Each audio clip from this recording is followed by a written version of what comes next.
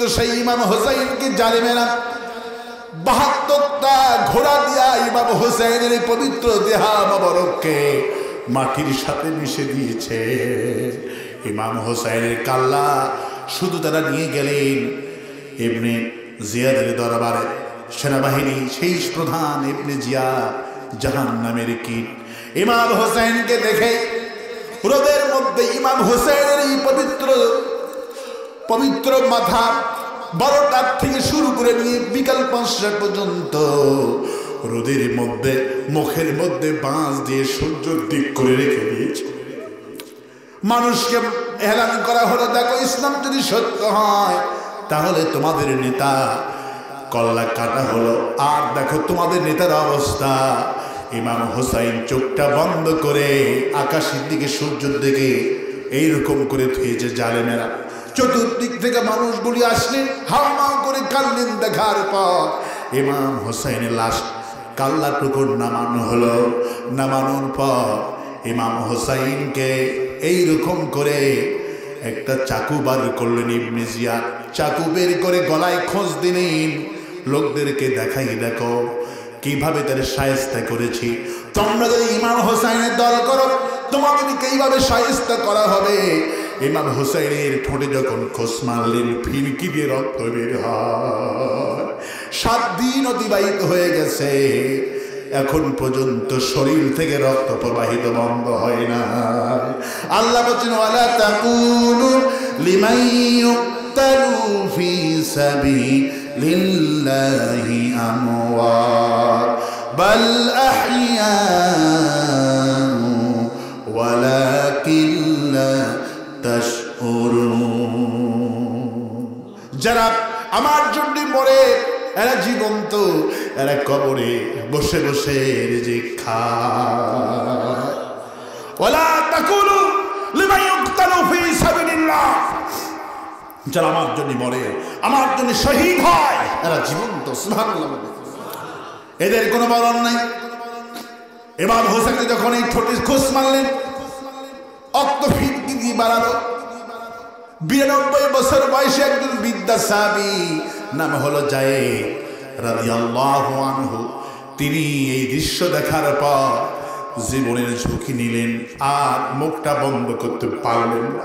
হাজার হাজার মানুষ ভয়ে কথা বলছে না, কিন্তু যায়েদ রাদিয়াল্লাহু আনহু তিনি মুখ খুলে বললেন, ইবনে জিয়াদ তুমি এতক্ষণ যা করেছ আমি সহ্য করেছি, এখন লাশটা নামায়া কাল্লাটা নামায়া যখন তার ঠোঁটে খোঁজ মারো আমি আর সহ্য করতে পারলাম না।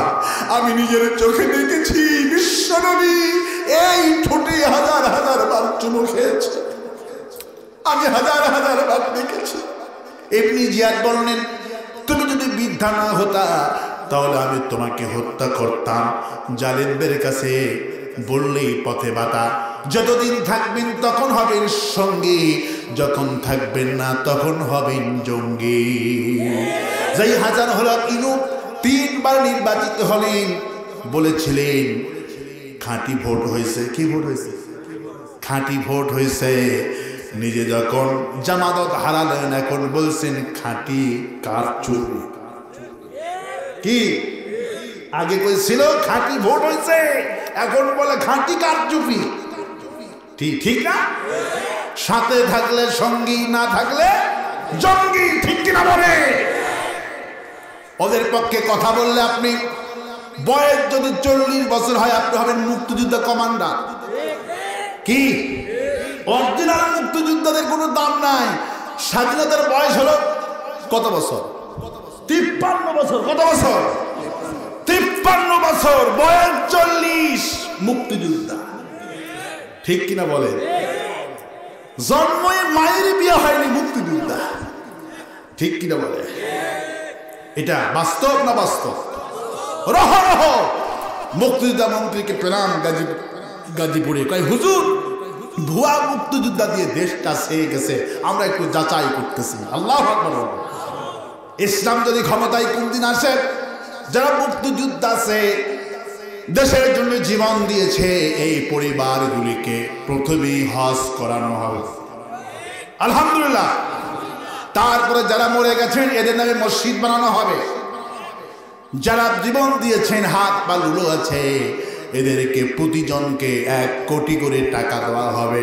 মাসে মাসে 10,000 টাকা ভাতা, তাও আনতে আনতে 4,000 শেষ। ঠিক কি না? লজ্জা নাই। মুক্তিযুদ্ধের টাকা তাও মারা খায়। ঠিক কি না? মসজিদে যদি গো মারছে তাও মারা খায়। ঠিক কিনা বলে?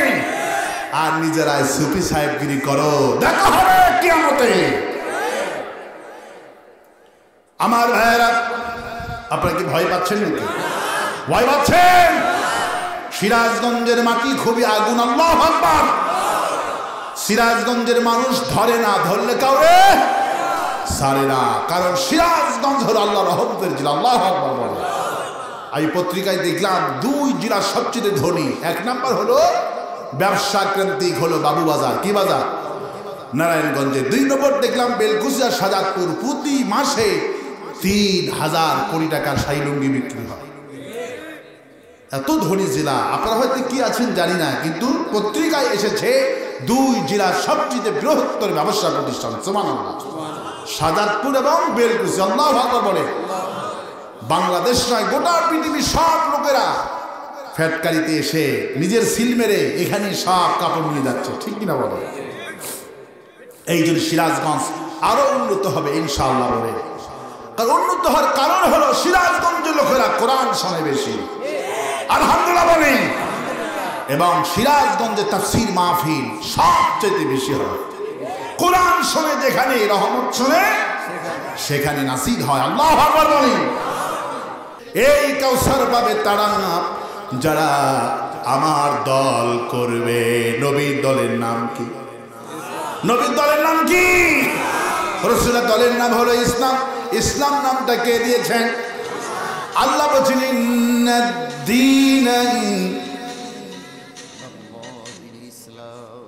সার্কাস তোমরাই দেখাইলে আজকে। আমার ভাইয়েরা, আমার বন্ধুগণ, আল্লাহ বলছেন আমার কাছে কি দল আছে, আমার মনোনীত। কার মনোনীত? কার মনোনীত? আল্লাহর মনোনীত দল। সেই দলের নাম হলো ইসলাম। সেই দলের নাম কি? সেই দলের নাম হলো ইসলাম। আল্লাহু আকবার। আমার ভাইয়েরা, আমার বন্ধুগণ, রাসূল করিম সাল্লাল্লাহু আলাইহি ওয়াসাল্লাম বললেন, আমি এই কাউসার পাবে তারা যারা রাসূলুল্লাহর আদর্শ মোতাবেক জীবন চালাবে। এই কাউসার তারা দুনিয়াতে পাবে। শুনলে অবাক হয়ে যাবেন। এই কাউসার এই পৃথিবীতে একজন রাসূলুল্লাহর হাতে পান করেছিলেন। বলতে কি পারবেন কি নাম তার? শুনলে অবাক হয়ে যাবেন। কাউসার তো দোয়া হবে আখিরাতে, কিয়ামতের মাঠে। কিন্তু এই কাউসার পেয়েছে নবীর দলের নেতা। আল্লাহু আকবার বলেন। তাও আখিরাতে পাই নাই, দুনিয়াতে পেয়েছেন। রাসূলুল্লাহ বলেছেন, আগেই বলেছেন, রাসূলুল্লাহ জীবন্ত অবস্থায় বলেছেন, এই কাউসার পাবে তারা আমার দল করবে যারা। রাসূলুল্লাহর কাউসার, রাসূলুল্লাহ নিজের হাতেই কাউসারটুকু পান করালেন। রাসূলুল্লাহ কলিজার টুকরা নাতি ইমাম হোসাইন রাদিয়াল্লাহু আনহু, অবৈধ সরকার এজিদ কর্তৃক হত্যাকারী আমার হোসাইনকে কারবালার প্রান্তরে 10ই মুহররম সন্ধ্যার আগে রাসূলুল্লাহ নিজে এই পেয়ালা পান করিয়েছে। পৃথিবীর মানুষকে আল্লাহ পাক দেখালেন, কাউসার পেতে হলে রাসূলুল্লাহ দল করতে হবে। কাউসার পেতে হলে হোসাইনের দল করতে হবে। আমার হোসাইন কি ভরা ধারে মই দিছিল নাকি? আমার হোসাইন কি চরিত্র খারাপ ছিল নাকি? আমার হোসেন অপরাধ কি? অবৈধ সরকার মানি, বিনা ভোটের সরকার মানি? কথা বলতে হবে মুসলমান। আমার হোসাইনকে জীবনটা কেন দিতে হয়েছে? কেন কাউসার পেয়েছেন? অবৈধ সরকার মানি না। অবৈধ সরকার কেন মানবে মুসলমান? অবৈধ সরকার মানতে পারে না। ইমাম হোসাইন বেঁচে ছিলেন। মা আয়েশা রাদিয়াল্লাহু তাআলা আনহা, রাসূলুল্লাহ সবচেয়ে আমাদের মা, রাসূলুল্লাহর স্ত্রী, সবচেয়ে বুদ্ধিমতী, জ্ঞানবতী। 6 লক্ষ হাদিস মা আয়েশার মুখস্থ থাকতো। বিশ্বনবীর পরে সবচেয়ে বড় মুহাদ্দিস। আল্লাহু আকবার। সেই মা আয়েশা বেঁচে ছিলেন, আব্দুল্লাহ ইবনে মাসউদ বেঁচে ছিলেন, আব্বাস ইবনে আব্বাস বেঁচে ছিলেন, বড় বড় সাহাবীর আরো কয়েকজন বেঁচে ছিলেন। ইয়াজিদ সমর্থন আদায়ের জন্য গোটা দুনিয়া সফর করছে। ইয়াজিদ আয়েশা বললেন, আব্দুল মাসউদ বললেন, আব্দুল ইবনে আব্বাস বললেন, খবরদার দুনিয়ার সব ইমাম তোমাকে সার্টিফিকেট দিলে আমরা রাসূলুল্লাহর সাহাবীরা কোরআন বুঝে অবৈধ সমর্থন করতে পারি না। অবৈধ শাসককে কোনো খাঁটি ইমানদার জান্নাতি মানুষ সমর্থন করতে পারে? কৌশলে উপবাসে চিঠি ইমাম হুসাইন এসো, অবস্থা তোমার অনুকূল। ইমাম হুসাইন চলে গেলেন চিঠি পেয়ে। প্রায় ৬২,০০০ চিঠি লেগেছিল ইমাম হুসাইনকে। ইমাম হুসাইন কুফাতে এসে লেগে তার অনুকূলে নাই। আপন চাচাতো ভাই আকিলকে জব করা হয়েছে। ইমাম হুসাইন শুনে ভেঙ্গে গেলেন, কি মুনাফিকি, কি মুনাফিক, ৬২,০০০ চিঠি লেখলেন। এসে দেখে এরা আমার পক্ষে না, বিপদে পড়ে গেলে ৭ই মুহররম পানি বন্ধ করা হলো। স্ত্রীর স্তন শুকে গেল, পানি নাই। হুসাইনের বিবি ডেকে বলে, হুসাইন আর সহ্য করতে পারছি না, আমার সন্তান দুধ নাই, আমার স্তনটা শুকে গেছে, তুমি কি পারবা না একটু পানি আমাকে জোগাড় করে এনে দিতে? ইমাম হুসাইন রাদিয়াল্লাহু আনহু 11 মাসের কুড়ির সন্তানটাকে নিয়ে ফুরাতের কিনারায় চলে গেলেন। যে বললেন, হে এজিদের সৈন্যরা, তোমরা কি আমাকে চিনো অথবা না চেনো? আমার নানার নাম তো তোমরা সবাই চিনো, আমি বিশ্ব নবীর নাতি। তোমরা কি আমার মায়ের কথা শোনোনি? আমার মা খাতুনে জান্নাত, আমার মায়ের হাতে জান্নাত উদ্বোধন করা হবে। তোমরা কি আমার মায়ের কথা শোনোনি? আমার বাবা সাদুল্লাহিল গালিব আবি ইবনে আবি তালিব, আমার আব্বা তামাম পৃথিবীর কাফেরদের জন্য আল্লাহ বাগ বানালেন, আমার বাবার কথা কি শোনোনি? বলে, হ্যাঁ শুনেছি। বলল, পানি ছেড়ে দাও, আমাকে পানি নিতে দাও। বলল, নেতার হুকুম নাই, অপর থেকে নির্দেশ এসেছে পানি দিব না যতক্ষণ পর্যন্ত তাকে অবৈধ স্বীকার না করবে। অবৈধ সরকারকে স্বীকার করলেই পানি পাবে। ইমাম হুসাইন যুদ্ধ করলেন, কিছুতেই যারা চলল না। কলিজার টুকরা সন্তানকে এক হাতে উঁচু করে ধরলেন, আর এক হাতে পানি নিতে গেলেন। হাতে তীর মারা হলো, পড়ে গেলেন পানির চর। আর উঁচু করে সন্তানটাকে ধরলেন, তীর মারলেন। সন্তানের কলিজা ভেদ করে তীরটা চলে গেল। সন্তানকে হাত থেকে নামালেন। রাসূলুল্লাহর উত্তরসূরি রাসূলের আওলাদ, কি সুন্দর চেহারা। ইমাম হুসাইন যেদিন দুনিয়াতে আসেন, রাসূলুল্লাহ পাগল হয়ে গেছিলেন। রাসূল বলছেন, আমি যেমন সুন্দর, আমার নাতি হুসাইনকে আল্লাহ তেমনি সুন্দর করেছে।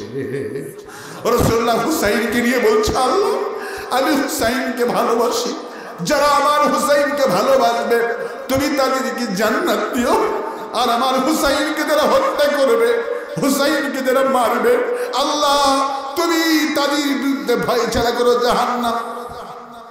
হুসাইন যেমন সুন্দর, ছেলেটাও তেমন সুন্দর, 11 মাস বয়স, দেখতে এত সুন্দর। হুসাইন রাদিয়াল্লাহু আনহু সন্তানটাকে রক্ত রয়ে পড়ছেন, গল করে রক্ত ঝরে যাচ্ছে, মরুভূমিগুলি ফাঁক হয়ে যাচ্ছে রক্তের কারণে। রাসূলের শরীরে রক্ত জমিন সহ্য করতে পারলেন না। ইমাম হুসাইন সন্তানটাকে কাপড় দিয়ে ঢেকে নিয়ে গেলেন। বিবি মনে মনে ভাবলেন, সন্তান বোধহয় ঘুমে গেছে আর কান্নাকাটি করছে না, পানি মনে হয় পাইছে। বিবি যখন কাপড়টা একটু খুলে দেখলেন, গোটা শরীর রক্ত। বিবি হাউমাউ করে কাঁদলেন, কি হয়েছে? ইমাম হুসাইন বলেন, বিবি রে, এমন পানি আমি পান করালাম, কিয়ামত পর্যন্ত আর তোমার সন্তান পানি পানি বলে কষ্ট দিবে না। আমার ভাইয়েরা, ইসলাম কি নির্মম ইতিহাস। এজিদের মনটা বড় কঠিন হয়। আজ সেদিন চট্টগ্রামে আমার একজন বড় ফ্রেন্ড, উনি আমার দারুণ ভক্ত, চট্টগ্রাম একটা মাদ্রাসায় তিনি অধ্যাপক, বাপ জেলখানায় আছে। সকালবেলায় মায়ের সাথে হাঁটতে গেছে, বাপের জন্য 8 বছরের শিশুরেও ধরে নিয়ে গেছে। ছোট একটা ভাই ছিল 4 বছর বয়স, তিনি ঘুমায় না। তিনি বলে আমার বড় ভাইকে কেন পুলিশ ধরে নিয়ে গেল, অপরাধ কি? আল্লাহ বলে অপরাধ একটাই, ওয়ামা নাকামু মিনহুম ইল্লা আইয়ুমিনু বিল্লাহিল আজিজিল হামিদ। এই জালেমারা মারে কেন, শহীদ করে কেন, এদেরকে রিমান্ডে নেয় কেন? অপরাধ কি? বাপ অপরাধ, ছেলের অপরাধ কি? সাইদি সাহেবকে রাজাকার বানালো, বুঝলাম সাইদি সাহেব রাজাকার, কিন্তু মুফতি আমির হামজা যুদ্ধের 20 বছর পর জন্ম, মুফতি আমির হামজা কেন জেলখানা? বুঝলাম সাইদি রাজাকার, মিজানুর রহমান আজহারি যুদ্ধের 17 বছর পর জন্ম, তাহলে তারা কেন দেশের বাহিরে থাকে? আসল টার্গেট ওদের ইসলাম। আসল টার্গেট কি? আসল টার্গেট ইসলাম। রাজাকার হওয়ার আগে না, স্বাধীনতা বিরোধী হওয়ার আগে না, ইসলাম আছে যেখানে ওদের চুলকানি সেখানে। আর আসতে কর। ইমাম হোসেন কতবার বললেন আমি অপরাধী, আমার ছোট্ট বাচ্চাকে দুধ দাও, পানি দাও, দিয়েছিল? জালিমরা দিয়েছিল, ওরা দেয় না। আমার ভাইয়েরা, 8ই মুহররম ফুল প্রস্তাব দেওয়া হলো, বলা হলো তুমি সিদ্ধান্ত না। 9ই মুহররম মাগরিবের নামাজ শেষ সময় বেঁধে দেওয়া হলো, অবৈধ সরকারকে আমিরুল মুমিনিন মানবা নাকি? ইমাম হোসেন 9ই মুহররম পরিবারের লোকজনদেরকে নিয়ে তাঁবুর মধ্যে মিটিংয়ে বসে গেলেন। হঠাৎ করে ইমাম হোসেন একটু তন্দ্রায় চলে গেলেন, ঘুমের মধ্যে চলে গেলেন।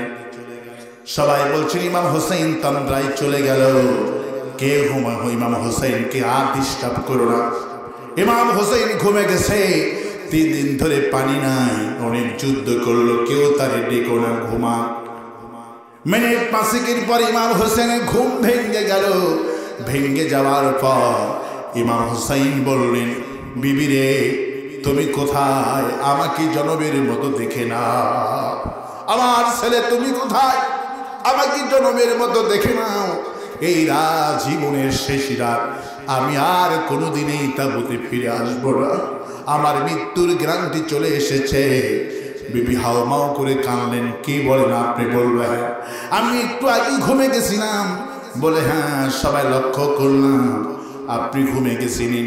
ইমাম হোসেন বললেন আমি ঘুমের মধ্যে দেখি তাঁবুর ভিতরে আমার নানা জান প্রবেশ করতেছে। আমি দেখি নানার পিছনে মা, মার পিছনে আব্বা, আব্বার পিছনে বড় ভাই হাসানকে দেখি। নানার হাতে 1 গিলাস পেয়ালা দেখতে পেলাম। নানা আমার কাছে এসে আমার মাথায় হাত বুলায় বলে হুসাইন তোরে দেখতে আমি আসলাম। আল্লাহ আমাকে অর্ডার করেছে, আল্লাহ আমাকে অর্ডার করছেন হাবিব আপনি হুসাইনের জন্য কষ্ট করতেছি, যার অনুমতি দিয়ে দিলাম আমি মদিনা থেকে তোমাকে দেখতে আসছি। হুসাইন তুমি যে সিদ্ধান্ত নিয়েছ এজিদকে অবৈধ সরকারকে নেতা মানবা না, স্বীকৃতি দিবা না, অবৈধ সরকারকে স্বীকৃতি না দেওয়ার কারণে তুমি যে সিদ্ধান্তটুকু নিয়েছ এই সিদ্ধান্তে আল্লাহ খুশি আছে। আর আমি তোমার নানা বিশ্ব নবী তোমার সিদ্ধান্তে খুশি।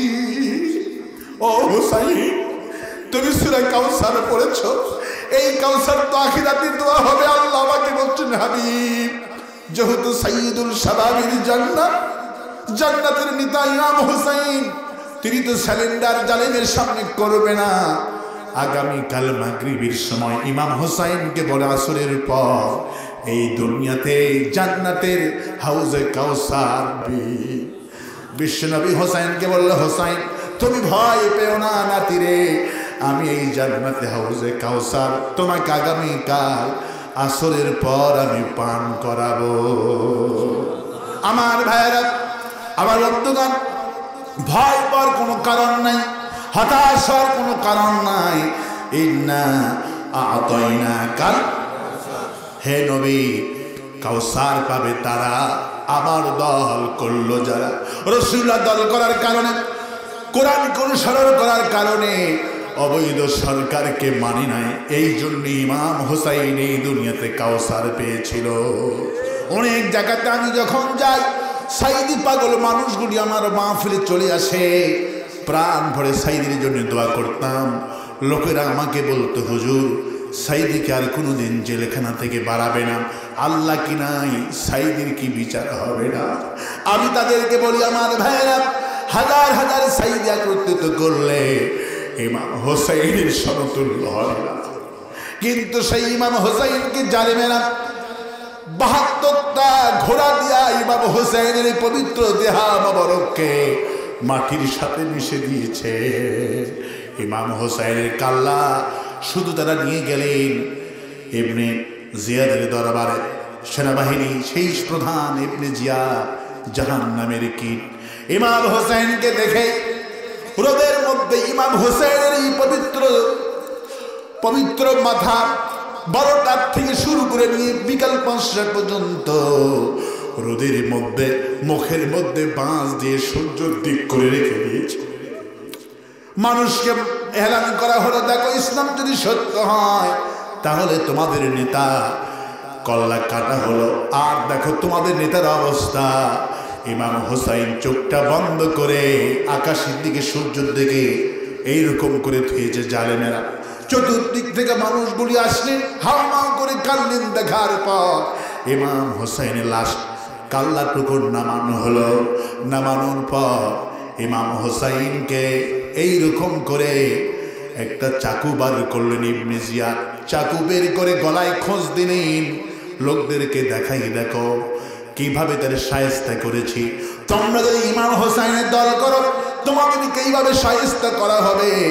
ইমাম হোসাইনের ঠোঁটে যখন খোঁজ মারলেন, ফিরকি দিয়ে রক্ত বের হয়। 7 দিন অতিবাহিত হয়ে গেছে, এখন পর্যন্ত শরীর থেকে রক্ত প্রবাহিত বন্ধ হয় না।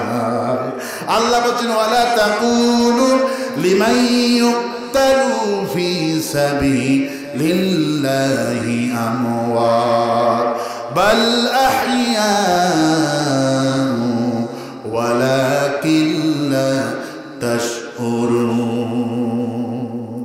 যারা আমার জন্য মরে এরা জীবন্ত, এরা কবরে বসে বসে রিজিক খায়। ওয়ালা তাকুলু লিমান ইউক্তালু ফি সাবিলিল্লাহ, যারা আমার জন্য মরে, আমার জন্য শহীদ হয়, এরা জীবন্ত। সুবহানাল্লাহ। এদের কোনো মরণ নাই। ইমাম হোসেনকে যখন এই ঠোঁটে খোঁজ মারলেন, অক্ত ফিরকি দিয়ে বাড়ালো। 92 বছর বয়সে একজন বৃদ্ধা সাহাবী, নাম হলো যায়েদ রাদিয়াল্লাহু আনহু। তিনি এই দৃশ্য দেখার পর জীবনের ঝুঁকি নিলেন, আর মুখটা বন্ধ করতে পারলেন না। হাজার হাজার মানুষ ভয়ে কথা বলছে না, কিন্তু যায়েদ রাদিয়াল্লাহু আনহু তিনি মুখ খুলে বললেন, ইবনে জিয়াদ, তুমি এতক্ষণ যা করেছো আমি সহ্য করেছি। এখন লাশটা নামায়া, কাল্লাটা নামায়া যখন তার ঠোঁটে খোঁজ মারো, আমি আর সহ্য করতে পারলাম না। আমি নিজের চোখে দেখেছি বিশ্বনবী এই ঠোঁটে হাজার হাজার বার চুমু খেয়েছে। আমি হাজার হাজার বার দেখেছি। ইবনে জিয়াদ বললেন, তুমি যদি বৃদ্ধা না হতা তাহলে আমি তোমাকে হত্যা করতাম। জালেমদের কাছে বললেই পথে বাতা, যতদিন থাকবেন তখন হবেন সঙ্গী, যখন থাকবেন না তখন হবেন জঙ্গি। যেই হাসান হলো ইনু 3 বার নির্বাচিত হলেন, বলেছিলেন খাঁটি ভোট হয়েছে। কি ভোট হয়েছে? খাঁটি ভোট হয়েছে। নিজে যখন জামানত হারালেন, এখন বলছেন খাঁটি কারচুপি। কি আগে কইছিল খাঁটি ভোট হয়েছে, এখন বলে খাঁটি কারচুপি। ঠিক না? সাথে থাকলে সঙ্গী, না থাকলে জঙ্গি। ঠিক কিনা বলে? ওদের পক্ষে কথা বললে আপনি, বয়স যদি 40 বছর হয়, আপনি হবেন মুক্তিযুদ্ধ কমান্ডার। কি অরিজিনাল মুক্তিযোদ্ধাদের কোনো দাম নাই। স্বাধীনতার বয়স হলো কত বছর? 53 বছর। কত বছর? 53 বছর বয়স 40 মুক্তিযোদ্ধা। ঠিক কিনা বলেন? জন্মে মায়ের বিয়ে হয়নি মুক্তিযোদ্ধা। ঠিক কিনা বলে? এটা বাস্তব না বাস্তব? রহ রহ মুক্তিযোদ্ধা মন্ত্রীকে পেলাম গাজীপুরে, কয় হুজুর ভুয়া মুক্তিযোদ্ধা দিয়ে দেশটা চেয়ে গেছে, আমরা একটু যাচাই করতেছি। আল্লাহু আকবার। ইসলাম যদি ক্ষমতায় কোনদিন আসে, যারা মুক্তিযোদ্ধা আছে দেশের জন্য জীবন দিয়েছে, এই পরিবারগুলিকে প্রথমেই হজ করানো হবে আলহামদুলিল্লাহ। তারপরে যারা মরে গেছেন এদের নামে মসজিদ বানানো হবে। যারা জীবন দিয়েছেন হাত পা লুলো আছে এদেরকে প্রতিজনকে 1 কোটি করে টাকা দেওয়া হবে। মাসে মাসে 10,000 টাকা ভাতা, তাও আনতে আনতে 4,000 শেষ। ঠিক কিনা? লজ্জা নাই? মুক্তিযুদ্ধের টাকা তাও মারা খায়। ঠিক কিনা? মসজিদে যদি বোম আসছে তাও মারা খায়। ঠিক কিনা বলে? আর নিজেরাই সুফি সাহেবগিরি করো, দেখা হবে কিয়ামতে। আমার ভাইয়েরা, আপনারা কি ভয় পাচ্ছেন নাকি? ভয় পাচ্ছেন? সিরাজগঞ্জের মাটি খুবই আগুন। আল্লাহু আকবার। সিরাজগঞ্জের মানুষ ধরে না, ধরলে কাউরে ছাড়ে না, কারণ সিরাজগঞ্জ হলো আল্লাহর রহমতের জেলা। আল্লাহু আকবার বলে। আমি পত্রিকায় দেখলাম 2 জেলা সবচেয়ে ধনী। 1 নাম্বার হলো ব্যবসা কেন্দ্রিক হলো বাবুবাজার। কি বাজার? নারায়ণগঞ্জে। 2 নম্বর দেখলাম বেলকুচিয়া সাজাদপুর। প্রতি মাসে 3,000 কোটি টাকার শাহী লুঙ্গি বিক্রি হয়। এত ধনী জেলা। আপনারা হয়তো কি আছেন জানি না, কিন্তু পত্রিকায় এসেছে 2 জেলার সবচেয়ে বৃহত্তর ব্যবসা প্রতিষ্ঠান। সুবহানাল্লাহ। সাজাদপুর এবং বেলকুচি। আল্লাহু আকবার বলে। বাংলাদেশ নয়, গোটা পৃথিবীর সব লোকেরা ফ্যাক্টরিতে এসে নিজের সিল মেরে এখানে সব কাপড় নিয়ে যাচ্ছে। ঠিক কিনা বলে? এই জন্য সিরাজগঞ্জ আরো উন্নত হবে ইনশাআল্লাহ বলে। কারণ উন্নত হওয়ার কারণ হলো সিরাজগঞ্জের লোকেরা কোরআন শোনে বেশি। আলহামদুলিল্লাহ বলে। এবং সিরাজগঞ্জে তাফসীর মাহফিল সবচেয়ে বেশি হয়। কোরআন শোনে যেখানে, রহমত শোনে সেখানে নাসির হয়। আল্লাহু আকবার বলে। আমার ভাইয়েরা, ভয় পাওয়ার কোনো কারণ নাই। কাউসার পাবেন তারা, নবীর দল করে যারা। হুজুর কোনো ভয় পাবেন না, কোনো হতাশা হবেন না। ইন্না আ'তাইনাকাল কাউসার, আমি আপনাকে কাউসার দিয়েছি। বসে থাকবেন না। কি থাকবেন না? বসে থাকবেন না। কাউসার পেয়ে বসে থাকবেন না। নামাজ পড়েন আর কুরবানি করেন। কার জন্যে? কার জন্যে? ইন্না নিশ্চয়, শানিয়াকা আপনার শত্রু, হুয়াল তারায় আবতার লেস কাটা, শেকড় কাটা। যারা আল্লাহকে ডাকে এরা কোনোদিন শেকড় কাটা হয় না, লেস কাটা হয় না। আমাদের দলের যতগুলি নেতাকে ফাঁসি দিল, যদি এর অর্ধেক ওদেরকে দেওয়া হতো, ওদের নাম নেওয়ার মতো কেউ থাকতো না।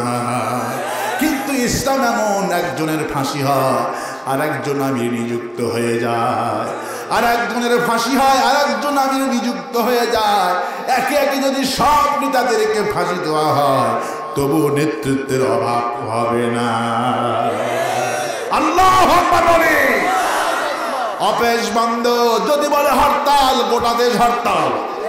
ঠিক কিনা বলে? কোথার থেকে একটা নেতার শুধু একটা SMS। আল্লাহু আকবার। কি দল? আল্লাহু আকবার বলে।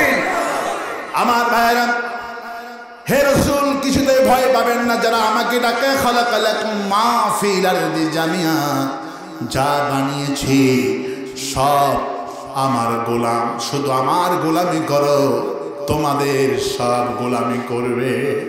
আমার গোলামি করো। যারা আমার গোলামি করেনি এদের দুনিয়াতে কোনো চিহ্ন নাই। আবু লাহাব, আবু জেহেল, যে সুউচ্চ বিল্ডিং ছিল সেই যুগে 7 তলা, কয় তলা? 7 তলা বাড়ি, যেই বিল্ডিং থেকে আমার সুমাইয়াকে মারার পরিকল্পনা করা হলো, আমার খাব্বাবকে মারার পরিকল্পনা করা হলো, আমার রাসূলুল্লাহকে মারার পরিকল্পনা করা হলো। আল্লাহ বলছেন আবু জেহেলের বাড়িটা আমি ধুলার সাথে মিশে দিয়ে আন্তর্জাতিক বাথরুম বানালাম। আল্লাহর নাম যারা নেয় না এদের বাড়ি হয় বাথরুম। তোমরা যতই টাইস করো, মুজাহিদ করো, বাড়ি সাজাও, আজ হোক কাল হোক তোমাদের বাড়ি হবে বাথরুম। আর আমাদের মারছে শহীদ করছো, আমাদের আল্লামার কবরে যাও, প্রতিদিন ৬,০০০ মানুষ কবর জিয়ারত করতে আসে। কিয়ামত পর্যন্ত, কিয়ামত পর্যন্ত নাম বলবো না যাদের কবরে ওরা ফুল দেয়। কি দেয়? ফুল দেয়। শুধু বিশেষ বিশেষ দিনে আমার নেতার একদিনে যে কবর জিয়ারত হয়েছে, কিয়ামত পর্যন্ত এর এক ভাগও হবে না। আমার নেতার সম্মান কে দিয়েছেন? আল্লাহ বলছেন ইসলাম যারা চায়, ইসলাম যারা করে এদের সম্মান কমবে না। দেল্লা জাকার এক জিনিস, দিলওয়ার হোসেন সাইদি এক জিনিস, এটা কোনোদিন এক নয়। ওরা আমার সাইদিকে রাজাকার বানালো, সম্মানহানি করতে চাইলো। আল্লাহ বললেন সাইদি তোর সম্মান কেউ কমাতে পারবে না। ইন্না শানিয়াকা হুয়াল, নিশ্চয় আপনার শত্রু লেজ কাটা শিকড় খাটা। ফেসবুকে যতটুকু তথ্য পেয়েছি, আমাদের কোরআনের পাখিটা যেদিন থেকে মারা গেলেন সেদিন থেকে আজ পর্যন্ত 10,300 জন বাচ্চার সন্তানের নাম রাখা হয়েছে দিলওয়ার হোসেন সাইদি। ইতিহাস পৃথিবীর লোক দেখলো, একজনের ইতিহাস পৃথিবীবাসী দেখেছে, একজনের ইতিহাস পৃথিবীর সাক্ষী। পরবর্তীতে ইতিহাস লাগানো হবে, একজন মানুষের গায়ে বাঁধানো হয়েছে 32,000-এর উপরে। সারা পৃথিবীতে গায়ে বাঁধানো হয়েছে 32,000-এর উপরে। সুবহানাল্লাহ। আল্লাহ বলছেন আমি কোরআনের পাখিকে এত ভালোবেসেছিলাম, টাকা দিয়ে পয়সা দিয়ে সাইদি বানানো যায় না। ঠিক কিনা বলে? সাইদির ভালোবাসা আল্লাহ দিয়েছিলেন, মরার পরে সম্মান, বেঁচে থাকলে সম্মান। আমার হুজুর যেখানে যায় সেখানে পুলিশ লাগতো, মরে গেলেন সেখানেও পুলিশ। হুজুরের পুলিশ ছাড়লো না, বেঁচে থাকলে পুলিশ লাগতো। বেষ্টনী দোয়া পিজি হাসপাতালে মারা গেলে খবর পেলাম, পাগল হয়ে গেলাম। হাজার হাজার ফোন আসতে লাগলো আমাদের কাছে, কারণ আমার কাছে একটু বেশি আসে, কারণ কোরআনের পাখির জন্যে আমি একটু বেশি দোয়া করি। আমার ভাইয়েরা হাসপাতালে লাইভ দেখতে লাগলাম, লাখো লাখো যুবকরা পিজি হাসপাতালে চলে গেছে। হুজুর লাশ ঘিরে রেখে দিয়েছে পুলিশ। জীবন্ত অবস্থায় ঘিরে রাখতো যেই পুলিশ, মরার পরও ঘিরে রেখেছে পুলিশ। এত জনপ্রিয়তা কমে না। বলে জানাজা ঢাকাতে করতে দেওয়া হবে না, কারণ ঢাকাতে জানাজা করতে দিলে টেলিভিশনগুলি রিপোর্ট করেছে 3 কোটি লোকের সমাগম হতো, যা পৃথিবীর ইতিহাসে আর একটা হতো। সাহাবীদের পরে এই পৃথিবীতে যার সমাগমে বেশি মানুষ হয়েছে সাহাবীদের পরে, আজ পর্যন্ত পৃথিবীর ইতিহাসে একটা মানুষের জন্য লাখ লাখ মানুষ হয়েছে, পৃথিবীর কোনো দেশে হয় নাই। কাবার ইমাম চট্টগ্রাম তাফসীর মাহফিলে 3 বার আব্দুর রহমান আল-সুদাইস, আমাদের কাবার ইমাম, তিনি 3 বার ইসলামী সমাজ কল্যাণ পরিষদের দাওয়াত পেয়ে এসেছিলেন। সাইদির আগে তিনি আরবিতে বললেন, এত বড় কোরআনের মাহফিল হয় আমার এই 2 চোখে জীবনে দেখি না। একটা মানুষের জন্য 10 লক্ষ 20 লক্ষ লোক চট্টগ্রামে হতো, একটা মানুষের জন্য। কাবার ইমাম পাগল হয়েছেন, একটা মানুষের জন্য। মানুষ এইভাবে ভালোবাসে নাকি? সৌদি আরবে গেলে সেখানে 1 লাখ, আমেরিকা ওয়াশিংটনে প্রোগ্রাম করলে সেখানে 1 লাখ, কুয়ালালামপুরে স্টেডিয়ামে প্রোগ্রাম করলে সেখানে 2 লাখ। দুবাই বাদশাহ আল্লামা সাইদির জনপ্রিয়তা দেখে উনি 80 ভরি দিয়ে একটা আবা কিনে দিলেন। দুবাই বাদশাহ পাগল হয়ে গেল। দুবাই বাদশাহ নিজে সেই প্রোগ্রামে অ্যাটেন্ড করলেন। দুবাই বাদশা বলছেন, কে ইনি? এনার কি পরিচয়? মিনাই নাম তাই থেকে এসেছে? ইনি বাংলাদেশ থেকে এসেছে। বাংলাদেশ গোটা বিশ্বের ভাষাভাষী বাংলা ভাষাভাষী মানুষের কলিজার টুকরো সবচেয়ে উঁচু জায়গায় স্থান দিয়েছে। দুবাই বাদশা পাগল হয়ে গেলেন, বললে ইনি এনার জন্য সোনা দিয়া 80 ভরি সোনা দিয়ে আল্লামা সাইদির আবা তৈরি করে দিলেন। হুজুর সেই সোনা দিয়ে রাফিক বিন সাইদি যখন মারা গেলেন, আমি গেলাম দুপুর বেলায়। হুজুর যেই মসজিদে নামাজ পড়ে ঢাকাতে শহীদ বাগে, আমি সেই মসজিদে জোহর পড়লাম। জোহর নামাজের পর একজনকে জিজ্ঞেস করলাম, এই 4 পাখাওয়ালা ফ্যান, এত সুন্দর ফ্যান কে দিয়েছে? বলল, উনি দুবাই থেকে যে 80 ভরি সোনা দুবাই বাদশা যে আবা দিয়েছিলেন, হুজুর 80 ভরি সোনা বিক্রি করে এই 3 তলা মসজিদের 4 পাখাওয়ালা ফ্যান সব দিয়েছে। হুজুর জীবনে 400 মসজিদ বানিয়েছে। পিরোজপুরে গেলে বুঝবেন, আমি পিরোজপুরে মানুষ আমাকে এত বেশি ভালোবাসে, সাইদির ছেলেরা আমাকে এত ভালোবাসেন। আমার মাহফিলে তারা নিজে হাতে থাকেন, তাদের মাধ্যমে প্রোগ্রামগুলি হয়। সাইদি সাহেব পিরোজপুর নাজিরপুর ইন্দুরকানি কেমন করে সাজালেন। হুজুর ক্ষমতা পায়া মন্দির বানায় নাই, মন্দির যেমন বানিয়েছেন হুজুর 400 মসজিদ বানিয়েছে। আমার ভাইয়েরা, আল্লাহ বলছিলেন না, শানিয়া কাহু আলাবতার হে রাসূল, আপনার শত্রুরা লেজ কাটা। হুজুর যখন মরে গেলেন, পিজি হাসপাতালে মানুষ, পিরোজপুরে মানুষ, মাত্র 3 ঘন্টার ব্যবধানে 22 লক্ষ মানুষের সমাগম। 22 লক্ষ লোক হয়েছে। 20 কিলোমিটার যারা গাড়ি নিয়ে গিয়েছেন, 20 কিলোমিটার হাঁটতে হয়েছে। কারণ 5 কিলোমিটার হাঁটতে হয়েছে, গাড়ি নিয়ে চলার মতো কোনো অস্তিত্ব না। আল্লাহ আল্লাহ। আরো তথ্য শোনেন, পৃথিবীর ইতিহাসে কারো কবর পারে পুলিশ প্রেসিডেন্ট মরে গেছেন, আমার দেশে শেখ মুজিব মরে গেছেন, মরার পরে মানুষের ভিড়ে পুলিশ পাহারা লেগেছে। ইতিহাসে যান, জিয়াউর রহমান মারা গেলেন, ইরশাদ মারা গেলেন, রংপুরে তার লাশ। কোনদিন মানুষের জন্য মানুষের ভিড়ে পুলিশ পাহারা লেগেছে ইতিহাসে নাই। আমার কোরআনের পাখিকে আল্লাহ এমন মর্যাদা দিয়েছেন, মরার পরেও হুজুরের কবরে পুলিশই যুক্ত করতে হয়েছে, কারণ লাখ লাখ মানুষ আসতেছিল। কি মর্যাদা! একজন ভাই তিনি বললেন, হুজুর কাল্লা এত ভালোবাসা জায়গা করে দিয়েছেন। কবর যেদিন আমি চলে গেলাম, রাত 12টা বাজে, মসজিদের ভিতরে কয়েকজন ভাইরা হাওমাও করে দোয়া করছে। গভীর রাত 1টা বেজে গেল। পুলিশ আসছেন, এসে বলছে, বেটারা তো কান্দ কেন, দরজা বন্ধ করে দাও। আমরা দরজা বন্ধ করে আমরা মসজিদে দোয়া কালাম করছি, নামাজ পড়ছি।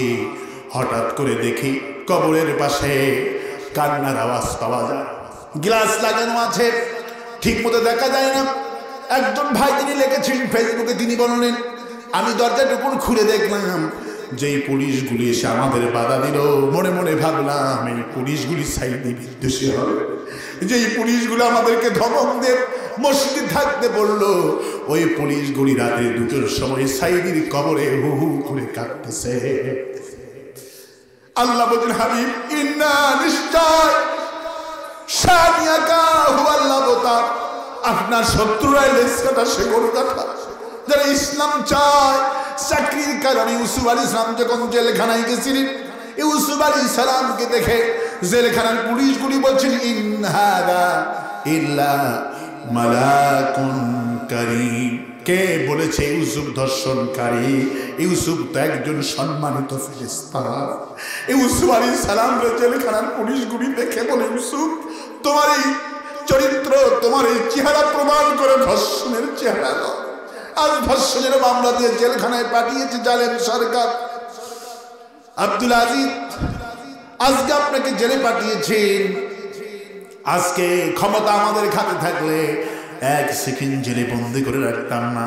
কোরআনের পাখিকে পুলিশেরাও জেলখানা দেখে বলছে, হুজুর ক্ষমতা থাকলে এক সেকেন্ড আপনারে জেলখানায় বন্দি করতাম না। আমার ভাইয়েরা, ভয় পাওয়ার কোনো কারণ নাই, হতাশ হওয়ার কোনো কারণ নাই। হে রাসূল, ভয় পাবেন না, হতাশা হবেন না, আমি আল্লাহ আপনার সাথে আছি। নাসরুম মিনাল্লাহি ওয়া ফাতহুন কারীম ওয়া বাশশিরিল মুমিনিন। অতি তাড়াতাড়ি আমার সাহায্য আর একসাথে বিজয় আমি আল্লাহ নাজিল করব। আগামীর বাংলাদেশ, কোরআনের বাংলাদেশ, আগামীর পৃথিবী, মুসলমানদের পৃথিবী। 2024 সাল গজবের সাল।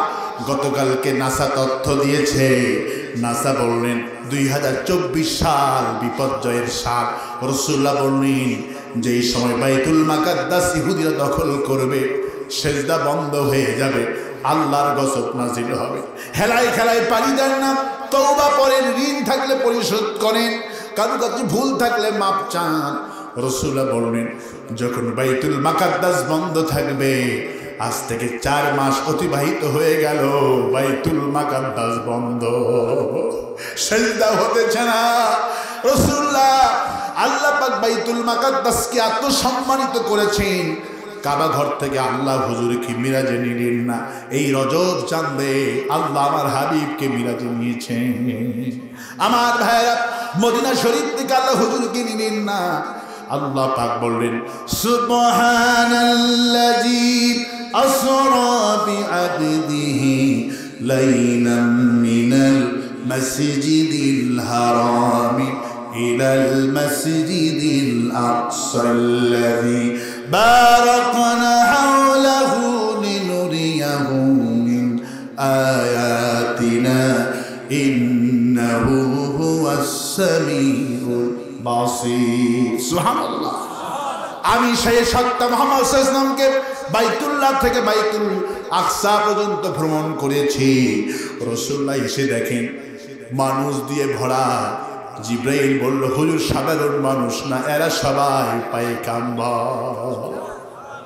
নামাজের ওয়াক্ত এসে গেলেন, হুজুর ইমামতি আপনি করেন। জিবরাইল আমি রাসূলুল্লাহকে হাত ধরে সামনে দিয়ে দিলেন, বলল যতগুলি নবী রাসূল এই পৃথিবীতে এসেছিল, আপনার আগমন যেহেতু আকাশে যাবে, যখন ছেলে যখন আমেরিকায় যায় অথবা বিদেশে যায়, আত্মীয় স্বজন পাড়া প্রতিবেশীরা সবাই কিন্তু স্বাগত জানায়। বাবা তুমি এত বড় হচ্ছ, তুমি এত বড় বিদেশে যাচ্ছ, লেখাপড়ার জন্য অনেক জায়গায় যাচ্ছ, পাড়া প্রতিবেশীরা সবাই ওই ছেলেটাকে বিদায় জানায়। ওরূপ ভাবে আল্লাহ রাসূল আল্লাহর সঙ্গে দেখা করার জন্য যাচ্ছেন, যা কোনো নবীর কিসমতে হয় না। এই জন্য আদম আলাইহিস সালাম থেকে শুরু করে নিয়ে সব নবীরা আমার হাবিবকে সম্মান দেওয়ার জন্য, আমার হাবিবকে সম্বর্ধনা দেওয়ার জন্য 1,24,000 পয়গম্বর রাসূলুল্লাহর ইমামতিতে। মসজিদ তো ছোট, 1 লাখ লোক হাঁটবে কেমনে? আল্লাহ জান্নাতি বিছানা বিছায় দিয়া এলাকায় আল্লাহ বিশাল বড় ময়দান করে দিবে। যেখানে নবীদের আগমন ঘটছে, 1 লক্ষ নবী যেখানে ছেড়ে যত দূর এরিয়া আল্লাহ লম্বা করে দিয়েছে ওই রাত্রিটাকে, এই সবগুলি বারাকাত। সুবহানাল্লাহ। বারাকাল্লাহু হাওলাহু, ওই জায়গাটা রহমত বরকত হয়ে থাকে। 1 লক্ষ লোক আসছিল, মসজিদ তো মাত্র কয়েকশো লোকের ছিল, আর লক্ষ নবীর আগমন ঘটছে। আল্লাহ জান্নাতের পাথর দিয়ে, আল্লাহ পাক জান্নাতি কায়দায় মুহূর্তের মধ্যে আল্লাহর হুকুম দিয়ে মসজিদটাকে প্রশস্ত করে দিয়েছে। সেই বাইতুল আকসা ইহুদিদের দখলে। রাসূল বলছেন গজব আসবে, পৃথিবীবাসী সাবধান হয়ে যাও, গজব আসবে। কারা ইমাম মেহেদীর পক্ষে, কারা দাজ্জালের পক্ষে, বাছাই এখন হয়ে যাচ্ছে। দাজ্জাল হবে মানুষের ভেতর থেকে, ইমাম মেহেদী হবে মানুষের ভেতর থেকে। আজকে যারা জেনে বুঝে শহীদ করছে, হত্যা করছে, এরাই হলো দাজ্জাল। আজকে দাজ্জাল আসলে আমার দেশের যত চালা চামুন্ডার কোরআন বিরোধী, এরাই হবে দাজ্জালের উত্তরসূরি। আর আমরা যারা কোরআনের পাখিকে ভালোবেসেছি, ইমাম আপনাদের ইমামকে ভালোবেসেছেন, যারা ভালো মানুষকে ভালোবাসেন তারাই হবে ইমাম মেহেদীর সফর সঙ্গী। আরো মজার কাহিনী আছে, রাত তো শেষ হয়ে যাবে বললে পারমাণবিক বোমা যে বানিয়েছে, যতই বলুক বিশ্ব পারমাণবিক বোমা ফোটাইতে পারবে না। আল্লাহু আকবার। সবাই কিন্তু বলছে, চীন বলছে পারমাণবিক বোমা, রাশিয়া বলছে মারব, কিন্তু রাসূলের হাদিস রয়েছে, রাসূল বলছেন বাইতুল মুকাদ্দাস যখন বন্ধ থাকবে ঠিক সেই মুহূর্তে আল্লাহ পাক ইমাম মাহদীর সামকে নাজিল করবে।